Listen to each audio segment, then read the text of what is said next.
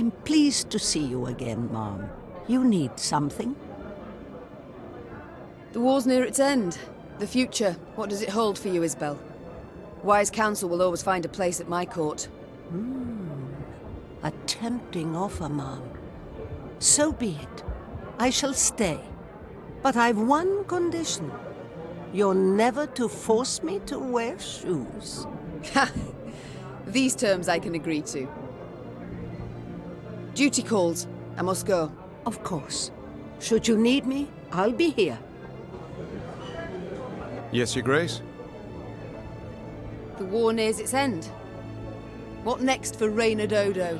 Whatever you command, Your Grace. Ugh. Is something amiss, my lady? To be perfectly blunt, I've no wish to give you orders anymore. Your Grace? Would you wish me to leave? Remove me from the court? No, Reynard. I'd wish you to stay.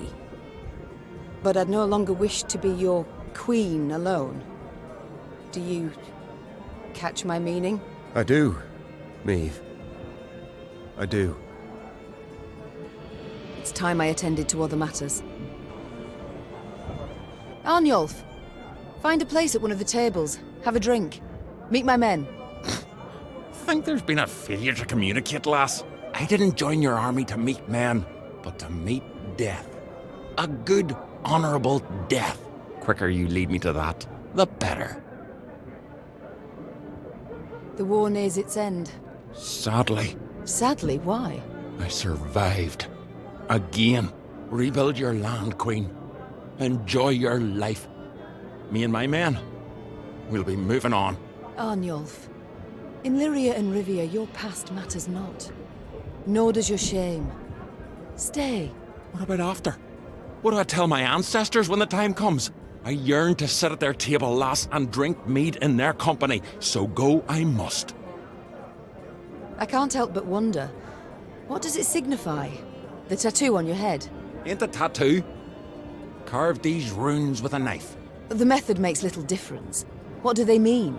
Aim here. Message for enemy archers. Alas, don't seem they can read it. At least not from a distance. And when they get close, it's already too late for them. I wish not to pry, but why do you long for death? For only death can cleanse me of shame. You must have heard what they call me. Arnulf the Patricide. A moniker I earned. Oh, I did. To die by one's child's hand. A terrible fate. And it shall be mine as well if I lose this war. But did you earn it? This fate? What? Not always have I been just with Willem. I dismissed him, neglected him, but... Neglected? Listen, lass. My da, he beat me. Till my skin turned blue and I chucked red bile. He'd drink and beat, drink and beat. My brother, Ove, da clobbered him to death. My ma, she took her own life.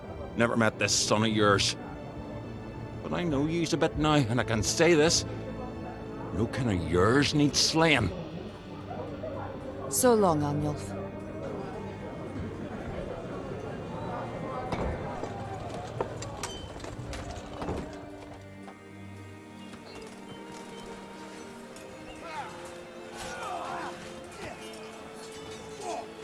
The Lyrian army had grown into a great serpent.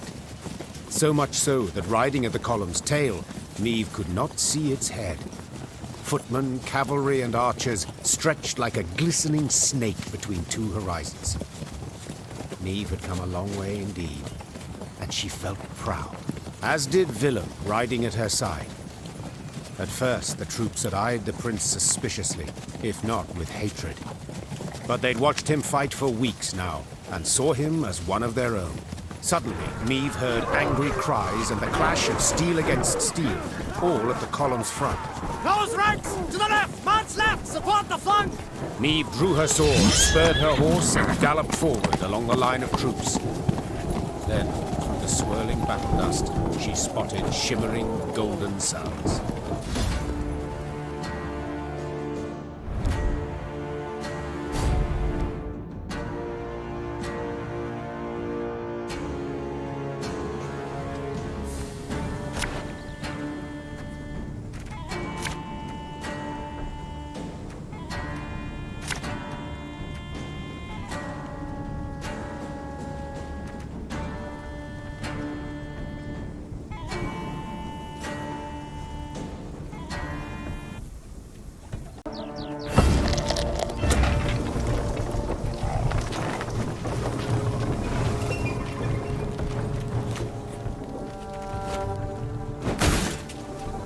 Catch!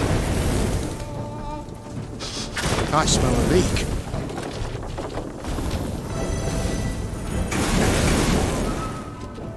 Scrubbing duty again? Oh, gods.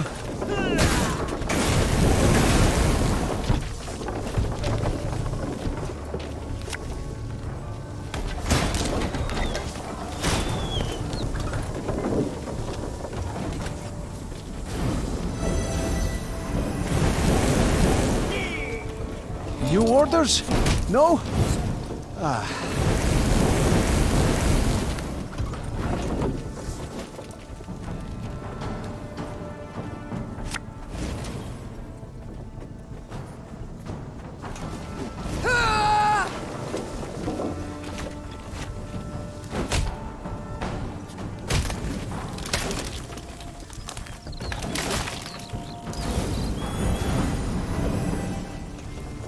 Must be an important lesson in this.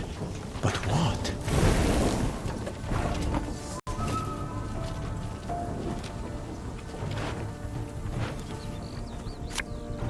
What's the helmet if not a pot turned over?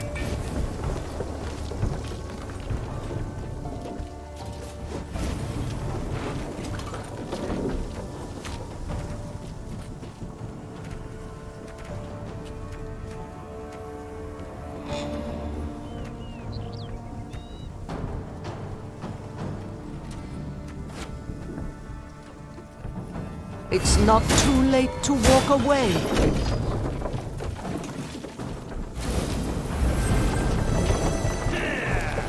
Hundred and 102, 103.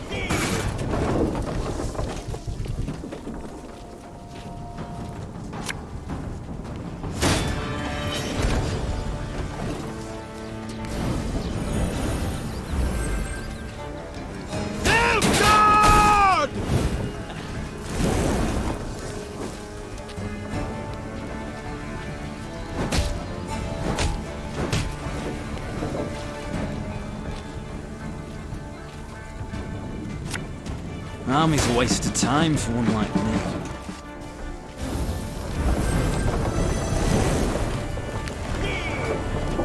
In the truth!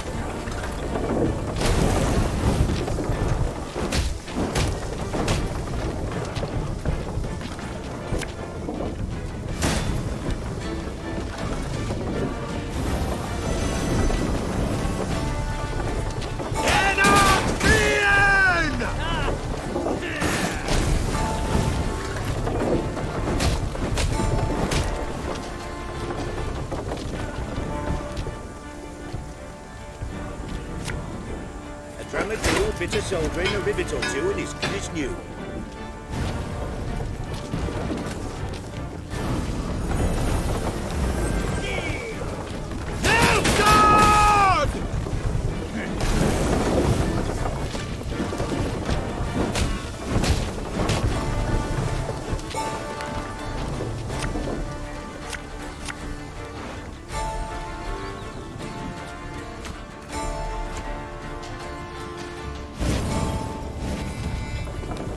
Don't like this.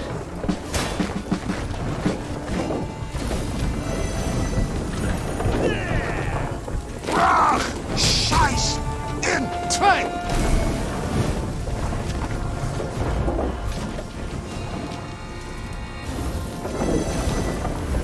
Off to the front yet again. Mercy! Have mercy! Normally disciplined, determined to an extreme, these Nilfgaardians quickly broke rank and ran. Deserters! Leaderless cigarettes. A scout reported. Headed south they was, towards the frontier. Chained prisoners now sat along the dusty road. Niamh stopped in front of one. He was ragged and unshaven. Flies had taken an interest in his poorly bandaged hand. Spotting the Queen, he lowered his head and quivered with terror. I know you take us for savages. Began Niamh, her gaze passing over several scraggy black-clads. But fear not. We shan't flay you alive nor eat you for dinner.